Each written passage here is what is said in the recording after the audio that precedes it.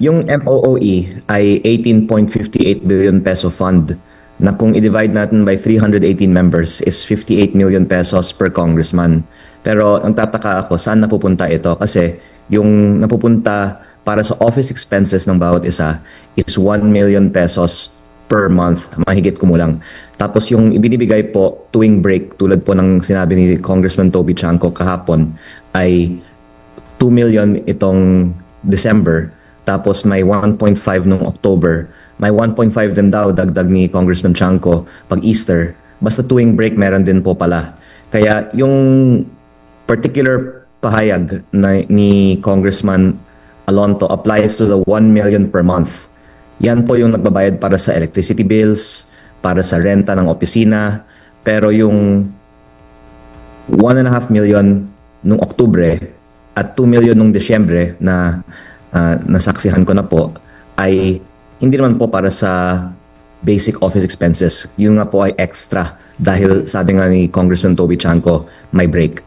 Mabuti po na nalinawan na po. Kung we know na nakapag-react na kayo dito sa 2 million, alleged 2 million Christmas bonus kasi may mga bumabatikos po na kasama nyo po sa House doon sa inyong statement. Pero kahapon kasi sinabi po ni Congressman Zia Adyong na, and to quote him, to project that the House and all the members are rotten because we received MOOE, it's not only unfair, it's disingenuous. Ano lang po ang masasabi niyo po doon dahil ang mini-maintain po ng mga kasama niyo po sa House ay MOOE o operating expenses po, yung 2 million and not Christmas bonus?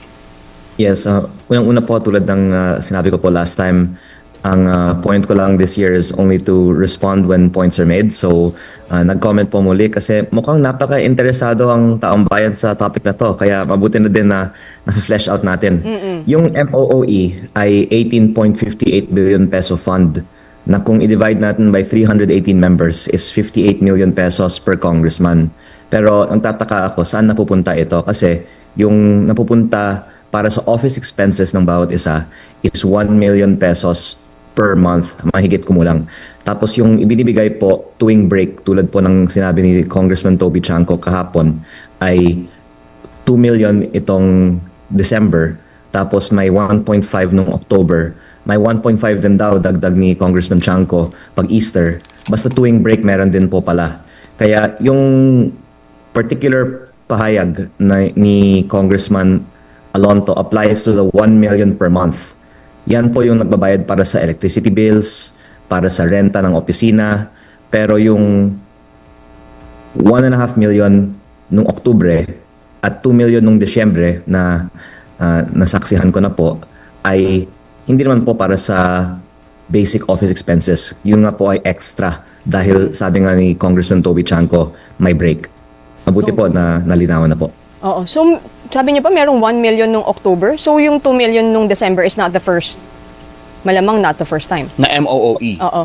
Opo, 1.5 million po, October 13. Pagkatapos ng botohan ng budget, naging interesado ako dahil may pila sa isang maliit na kwarto. At, kaninong kwarto, sir? Parang committee room siya. Pero ibinibigay po ang mga check-in ng 1.5 million pesos doon po sa matapos ang botohan para sa budget. At wala naman po akong sinasabi na ibinibigay lang kung ikaw ay bumoboto para sa budget. Pero nagkataon lang, sabay siya sa botohan sa budget. At hindi ko naman po sinasabi na mali ito. Mula sa simula, ang sinasabi ko, hindi naman dapat tanggalin ito. Dapat lang isa publiko magkano. Pati para sa mga kongresista, kasi ngayon tinatalakay ito, ang lumalabas, may mga ibang kongresista na nagsasabi, hindi ko nakuha yung akin, bakit ako wala? Kasi baka inipili lang din sino ang binibigyan. Kaya dapat naman kalaban o kakampi, bigyan, di ba? Kasi ito naman po ay pondo para sa ating mga constituents. Pero dagdag ko din na ang trabaho naman natin ay gumawa ng batas. At hindi naman natin kailangan ng budget para magbigay ng pamasko sa ating mga kababayan, di ba? Kaya it's a separate matter whether it should be given, and that can be discussed when there's more transparency about the topic. But what has still not been responded to is that it was not in the committee report. It only appeared in the substitute bill, and thus there was no debate on whether to increase the total House budget by 10.5 billion pesos and why it has to be by liquidation by certification with no receipts. Ang sinasabi naman po kasi ng iba, hindi ito irregular, aprobado ng COA. Opo, pero wala naman din pumipigil sa inyo na mag-submit ng mga resibo at i-upload sa Facebook kung saan napunta yung 2 million pesos.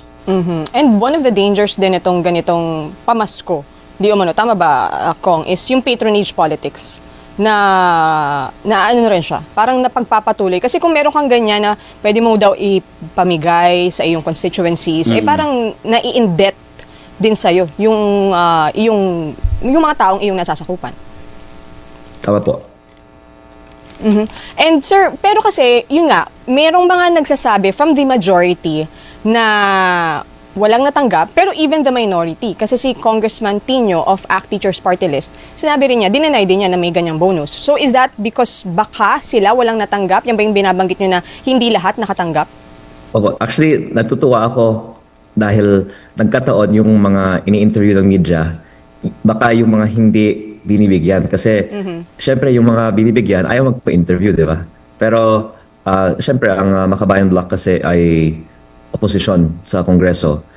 Pero, yung mga iba naman na na-interview, napansin ko, ang sinasabi nila, they deny that there is a Christmas bonus. Pero, baka ibig sabihin, pero may MOOE. Kaya parang terminology ang pinag-uusapan. Yung kailangan na linawin is yung pahayag ni Deputy Speaker Ronnie Puno na naglilinaw na may 2M talaga. Sinabi lang nga niya na hindi ito para sa sarili natin, para sa mga Christmas parties ng mga barangay captains, health activities, at pati si Congressman Terry Redon din po kahapon sa DCMM ay nagsabi na may 2M talaga at may 13th and 14th month bonus pa. Nahiwalay pa. Opo, kaya kung may 1 million basic office budget, tapos may 3 months pay sa sweldo, tapos may 2M pa, ibig sabihin almost 4 million pesos ang may iti-take home ngayong December na muli, hindi ko naman sinasabi na mali, pero I think at least we can upload on Facebook kung saan natin nagamit itong pondo. Apo, saan po nanggaling kung yung naging statement ninyo kahapon na sino po nag-utos nung hindi kailangan mag-submit ng mga resibo yung tungkol po doon sa alleged 2 million po na na-receive ng mga congressman? Saan galing yung utos na yun na hindi na kanila kailangan mag-submit pa ng mga resibo? I think mga 2013 na pag-usapan din to kasi ang inyong listeners ay pwedeng so matagal na siyang ganun ang patakaran na hindi kailangan mag-submit ng resibo. That Opo, specific parang disbursement. pinaglaban din po ito ni Yumaong Senator Miriam Santiago. Kasi hindi lang sa walang resibo, wala din transparency magkano nakukuha ng bawat isa kasi doon po sa nakita kong YouTube video, pinaglalaban ng mga ibang senador na bakit yung iba sa amin 250,000 ang Christmas bonus, yung iba naman 2 million, di ba? Kaya iba-iba din ang ibinibigay pag walang transparency. Kasi pinag-uusapan natin dyan ay public fund pa rin yan, di ba? Part pa rin yan ng public fund. Yes. And for them to distribute sa mga congressmen, let's say for that purpose na for expenses and all, hindi ba dapat kailangan pa rin mag-submit ng resibo para alam ng tao kung saan napunta yung mga ipinamahaging pera sa mga kongresista? Parang hindi siya mukhang lump sum. Oo. Kasi for expenses nga, di ba? For operating expenses Tama po. Kung sabi rin po ni Congressman Adyong kahapon ay itong mga ganitong action po ninyo, possible na mag-result to you losing your position as Vice Chair sa ilang komite. Anong masasabi niyo po? You're Vice Chair of the House Committee on Appropriations, pero you're also Vice Chair of the Ways and Means Committee. Tama po? Opo. Actually, matagal ko naman na pong na-expect niyan At wala naman po masyadong difference kung meron kang ganong position o hindi. Kasi pwede kong i-share din, isang benefit go ahead po. kung may ganitong klaseng position ka. Unang-una, na ibahagi ko na tinawagan ako ng isang staff ng Committee on Appropriations, tapos pinakita sa akin ng isang papel na may 151 million pesos worth of budget items. At sinabi niya sa akin, Kong, this is your incentive. 1 week before the vote on the budget. Yung additional 150M ko ay dahil ako ay vice chair ng APRO. iba-iba po kasi yung mga incentive eh. May pang deputy speaker, may pang committee chair, at yung nabanggit ko po, yung pang vice chair. Kahit po wala po sa akin yung incentive na yan, okay lang naman po. At ang importante po sa akin, independent ako na magpahayag ng mga alam kong totoo. Dahil kung lahat na lang po tayo ay binibigyan ng incentive at hindi na lang magsalita sa Kongreso, bakit pa tayo may Kongreso, di ba? Opo, yung 151 million, Kong, that's your incentive for the budget na natapos siya? What was it for specifically? Basta ang sabi sa akin, this is your incentive, and it was 1 week before the vote. And nakasulat po sa piece of paper na yun na VC APRO. Kaya dahil may malaking pondo ang bansa, may iba-ibang mga ways na ibinabahagi ang budget nga po. Kasi syempre, Farm to Market Road, MAIP, TUPAD, AIX, LGSF, how can you decide how to allocate this? Ideally, it's based on some scientific formula. Pero ang lumalabas po, may basic na ibibigay para sa every member, like 150M DPWH insertion or proposal for every year, plus yung, let's say, 150M kung ikaw ay vice chair. Sorry, yung 150M binigay sa inyo before your vote for the ratification? Oh, hindi naman po binigay sa akin as cash. Ibinigay sa akin as amendment sa budget. Kaya pwede kang magsabi na kailangan ko ng farm to market road sa bayan na ito, so on and so forth. At ito po ay ipinapasok po sa budget na inaprubahan the week after that. Idinaan sa budget process. Okay, naku, pero parang bawat kilos mo may lumalabas, parang may incentive ka. Oo. Bawat posisyon na you have, meron kang dagdag. May ang only opportunities Oo. pala. Ganun po ba ko? Actually, I just sent the screenshot to your staff kung sakali interesado sila. But ang pinapoint out ko lang is ito ang paraan na may leverage ang let's say gobyerno sa mga individual na kongresista. Kasi kung mabait ka, binibigyan ka ng incentive, di ba? In the last Congress, may mga reports na pag pupunta ka sa mga meeting, meron ka din additional TUPAD, AIX, and MAIP. And ang